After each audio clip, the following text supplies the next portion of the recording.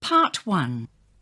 You will hear a conversation between a printing company employee and a customer. First, you have some time to look at questions 1 to 5.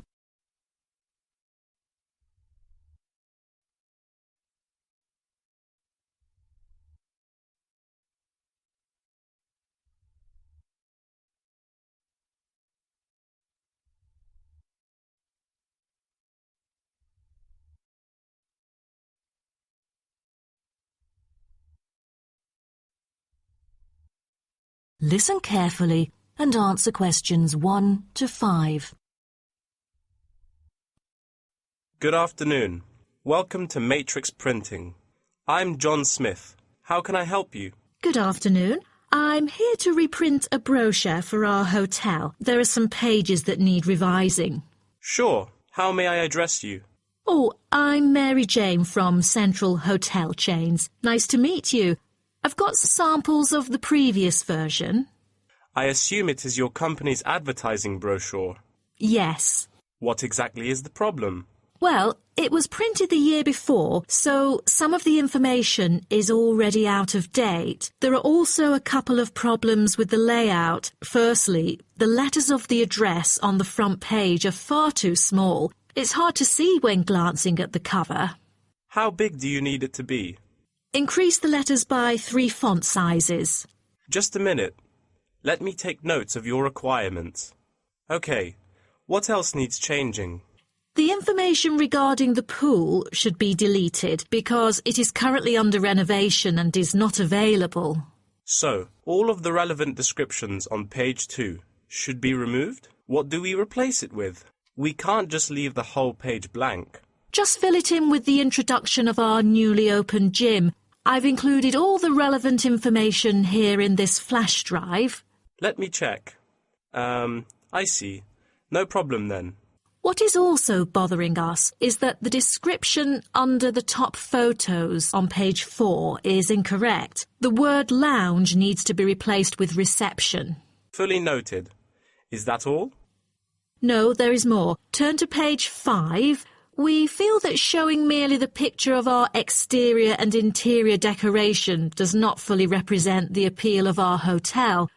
On second thought, we've decided to use a picture with the view of the hotel. Do you have the original copy of the picture? Yes, it is also enclosed in the flash drive. Okay. We'll re-edit the whole layout of the photos. Great. Before you hear the rest of the conversation, you have some time to look at questions 6 to 10.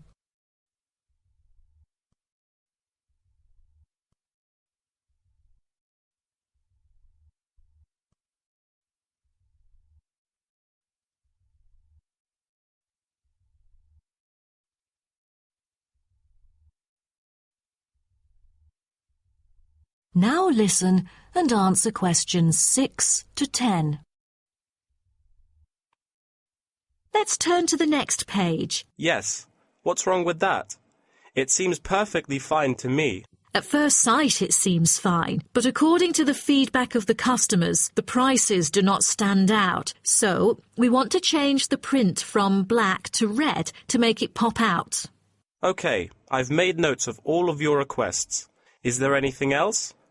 I appreciate it. Just one final request. Could you translate the whole brochure into Spanish? We have customers worldwide, you know, especially those from Latin countries. No problem. What about other languages, like Japanese, Chinese, or German? These are our most popular target languages. I have to ask the manager about the Chinese version. There's been a surging number of Chinese clients during recent years. However, we don't need German or Japanese translations, as we currently don't have many customers from those two countries. Sure. Just keep me updated. So, roughly, when can we get the revised print? We need it before the end of July. It's late June now. Roughly, it'll take 3 weeks to re-edit. So it will definitely be ready before the deadline. Great. To where shall we send the samples? The address is number 9 Green Drive, Clifton, NY 21300. How do you spell Clifton? CLIFFTON. Clifton. And the telephone number? It's 9030366602. Also, if you have any further questions, you can reach me through this number. OK. That is the end of part 1. You now have half a minute to check your answers.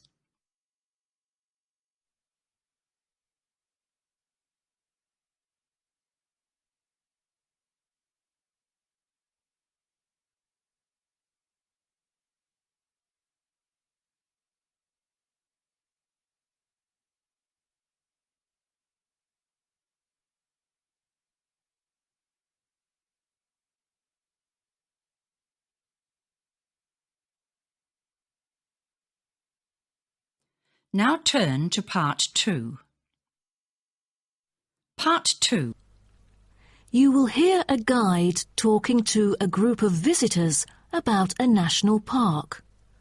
First, you have some time to look at questions 11 to 16.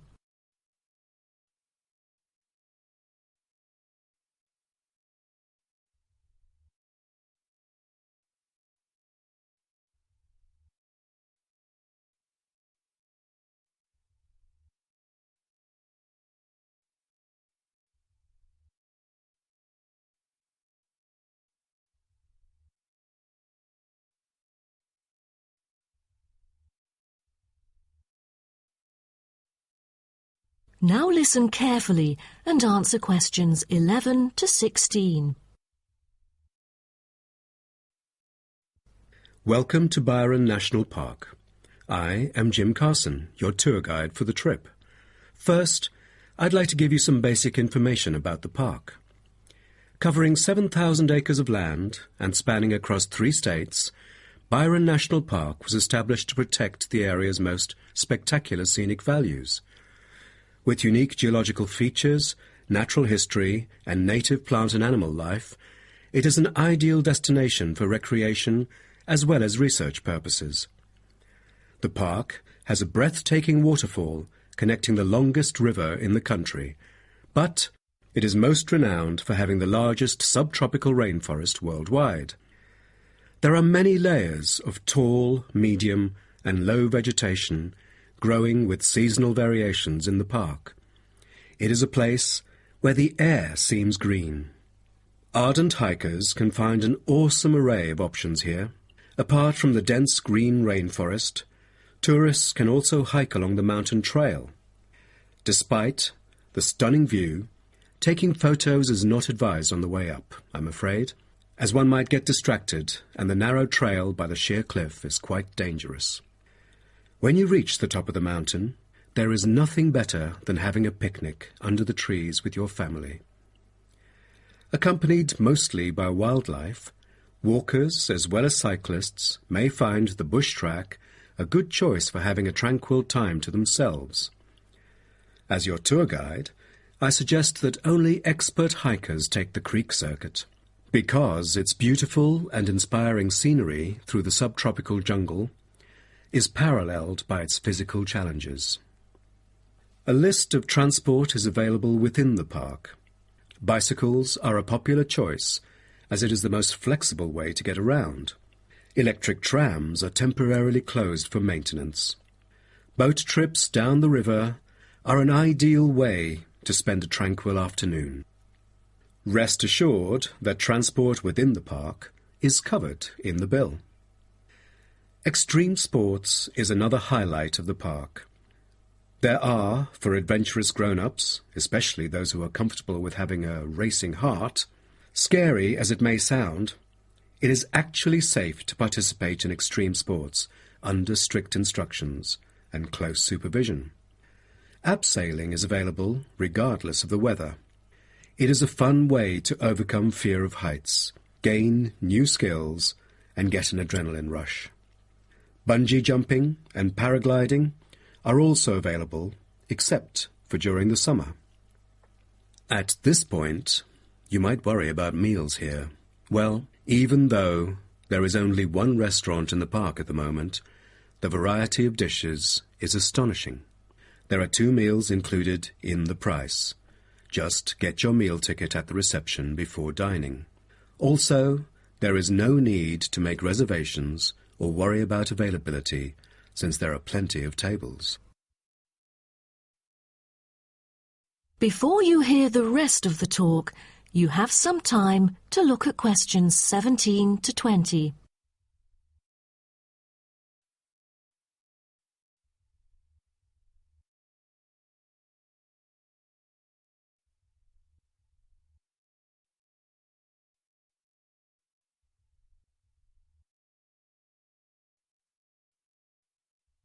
Now listen and answer questions 17 to 20. During your stay here, you might want to know what there is to do. Let's turn to the plan so I can familiarize you with the layout of the park. Most tourists would choose to stay in our guest house, located in the southeast corner. It features 63 tastefully appointed guest rooms, many of which offer spectacular views of the park. You'll find a home away from home at our guest house. But for those who want to experience the natural beauty up close, there is also a campsite. When you get out of the guest house, go straight ahead, turn right at the end of the road. To your left, there is a campsite amongst the trees where you could spend a night under the stars together with owls and chipmunks. If you look at the top left of the plan, you will notice a picnic area. You can either bring your own food, or we can deliver food to you. Barbecue is an option. The business centre is situated directly opposite the picnic area. It provides flexible, fully serviced offices, conferencing suites, meeting rooms, and is equipped with the latest multimedia facilities. Wired, as well as wireless, high-speed internet is available within the entire premises. The centre is designed to cater to both individual travellers and corporate groups. Visitors can also go to the museum, which holds a vast collection that exhibits local history and a natural habitat. You start from the guest house, just turn left at the first conjunction, then walk past the tea house. Turn right. You'll see the museum after making the third right. Have you found it? Pretty easy, right? To spend a delightful afternoon with a book and a fresh cup of coffee, you can go to the only cafe in the park. From the guest house, you go straight, then take the second right, and you'll see the cafe right in front of you. You might want to check out our all-season tennis court, which offers instruction for all ages and skill levels. It is located right opposite the cafe. That is the end of part 2. You now have half a minute to check your answers.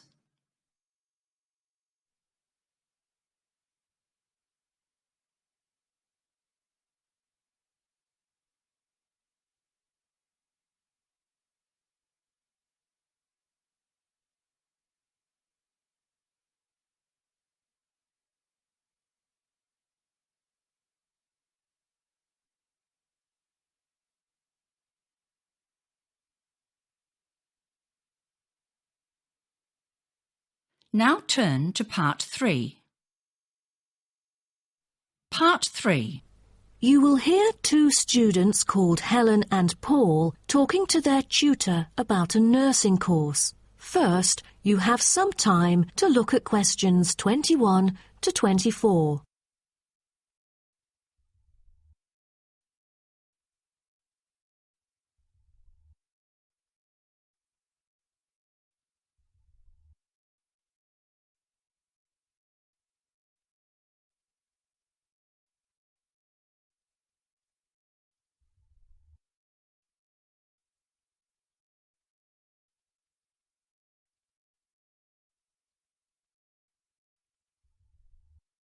Now, listen carefully and answer questions 21 to 24. Helen and Paul, congratulations to you both for doing so well the past semester. You two have exhibited an impeccable performance during your first year in the nursing program. I'd like to get some feedback from the two of you to better improve the program and to provide guidance for our prospective students. I'd like to start with you, Helen. So, first of all, which aspect of the program impressed you? Well, to be honest, when I was enrolled into the course, I was expecting a group of classmates my age. But as I stepped into the classroom for the first time, I was surprised by the diversity. Most were in their 20s, but there were also those in their 30s or even 40s. As it turns out, the intergenerational communication has sparked intense debate and new thinking, and I think that's something special about the programme that I appreciate very much. What about you, Paul? What do you think of the program? For me, the group project we carried out last semester is another key feature of the program. The whole class was divided into 8 different groups, working on 8 prospective cases. Team-building sessions were conducted in a collaborative way most of the time. Comprised of 5 members, our group studied acute pancreatitis. During the process, we broke the task into different parts and assigned them to each member. We were then able to tackle the complex problem by pooling our knowledge and skills. More importantly, stronger links were established between the group members. Because of the project, we've all become good friends. That's true. According to graduates, group projects prepare them for the work world in which teamwork and collaboration are increasingly the norm. So tell me, Paul, what else do you like about the program? I want to be a registered nurse working in a public hospital after graduation. So the internship provided is a valuable opportunity for clinical practice in a supportive learning atmosphere. However, I was amazed by the amount of written assignments, since I thought the course should have focused more on practice-oriented learning. Well, I have to disagree with you, Paul. The essays demonstrate your understanding of the course. For me, writing essays is a process that involves critical thinking, which challenges me to develop my points more thoroughly. I thus managed to gain a diversity of perspectives. The program is designed to deliver basic and advanced theoretical knowledge of core concepts, including healthcare systems concepts, together with practicum or clinical practice experience to bridge the classroom content to the practice setting. So, I'm afraid written work is unavoidable. Also this year, we've added a module of law. How do you feel about that? At first, we felt that learning law is kind of redundant and too time-consuming. After a few sessions, we realised that it is necessary in dealing with future medical disputes. Before you hear the rest of the talk, you have some time to look at questions 25 to 30.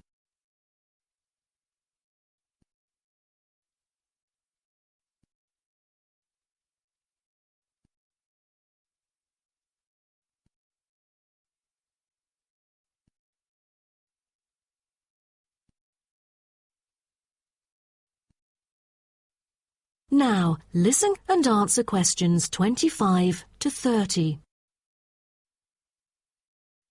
Do you have any suggestions for prospective students? What bothers me most is handing in essays on time. I almost missed the deadline once because there were 3 essays due within the same week, so rationalizing your time is critical. Well, that's true. The lectures deliver so much useful information. I have poor memory, so I kept making notes and revisiting them on a regular basis. To my surprise, at the end of the semester, I have learnt the key concepts by heart. How was the research? I heard that it was quite challenging. How did you manage to overcome the difficulties? That's true. The majority of us had no clue how to carry out the research at first. Fortunately, when I was digging up reference materials at the library, I sought help from the librarian. She taught me about finding the appropriate resources and choosing the proper research methods. Have you checked out the online forum? Yes, it has become a habit for me to visit the forum regularly. In a sense, it extends classroom learning. It is where the students post academic problems that they come across and get support from the faculty members. Some of my classmates didn't do so well during the placement tests. I feel that background reading is necessary. Lastly, do you have anything to say to the freshmen? I was really ambitious at first, trying to get straight A's on my transcript. I made tons of notes and worked hard even on the optional assignments to get extra credit. I stressed myself out before having an emotional breakdown. After consulting my advisor, I found it important to set realistic goals. Don't push yourself too hard. It is wise to sort out your priorities. Thank you for coming here today and providing valuable feedback on the program. Have a great summer break. That is the end of part 3. You now have half a minute to check your answers.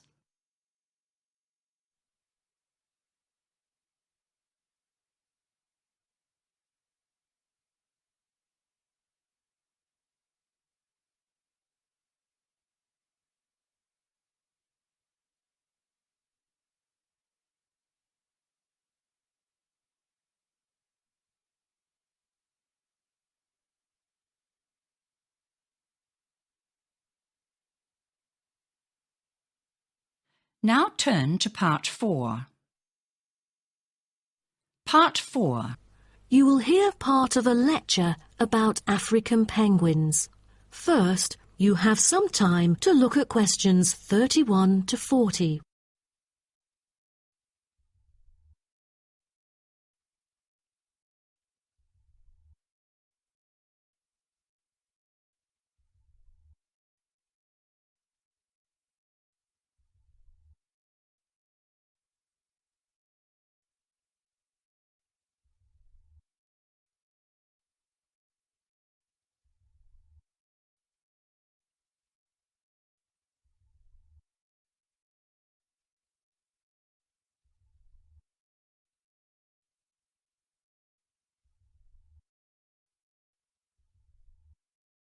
Now, listen carefully and answer questions 31 to 40.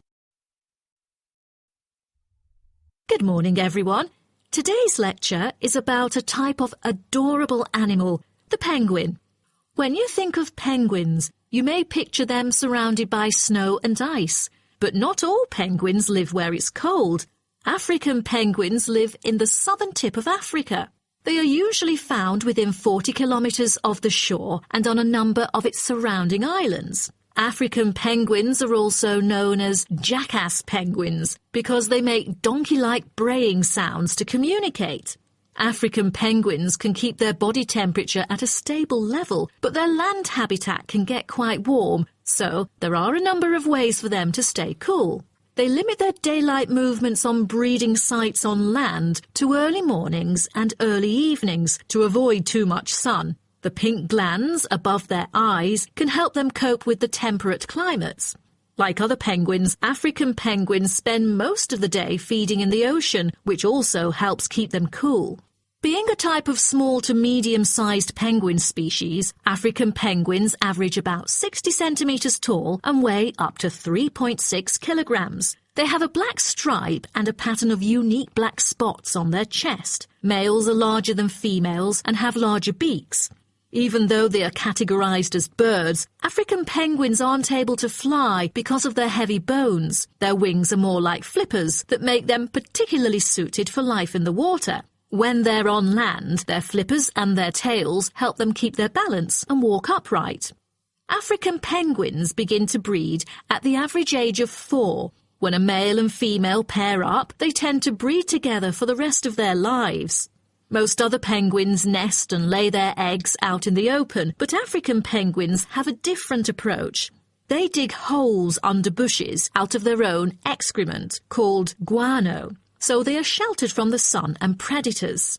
The African penguins survive on a diet that is comprised mainly of marine organisms. They feed primarily on fish like sardines, along with the occasional squid and shellfish. But when normal food is in short supply, they eat tree roots as well. The streamlined body of the African penguin allows it to move through the water like a rocket, capable of reaching a speed of around 20 kilometers per hour when hunting for food.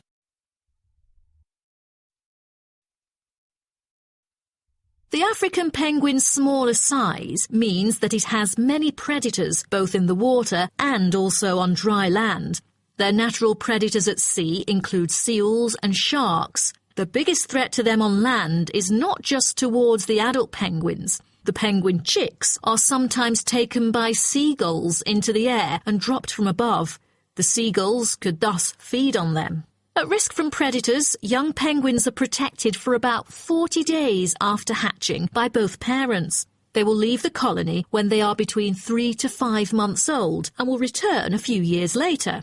The entire surface of their body is densely covered with feathers, which fall off during the winter. This process is called molting and takes about 3 weeks to complete.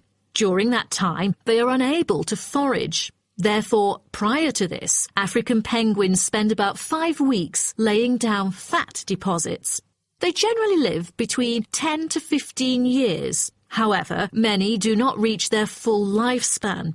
Their population has drastically declined. Approximately 120,000 African penguins remain in the wild, and their population has decreased by 90% in the past 60 years.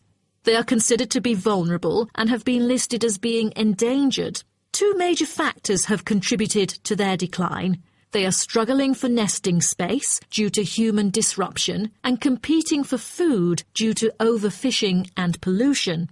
With the limited number of breeding pairs, survivorship becomes difficult for African penguins. This makes them especially vulnerable as environmental conditions change or an outbreak of a disease occurs. For instance, avian malaria has caused 27% of the captive breeding penguins' deaths annually. The more genetic diversity there is within a species, the higher the likelihood that at least some of the individuals will adapt and survive. That is the end of part 4. You now have half a minute to check your answers.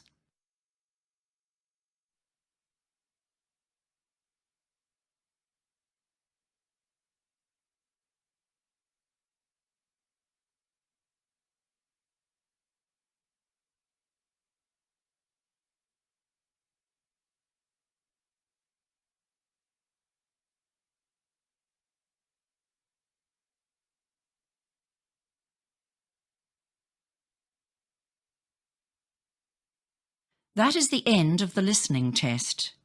You now have 10 minutes to transfer your answers.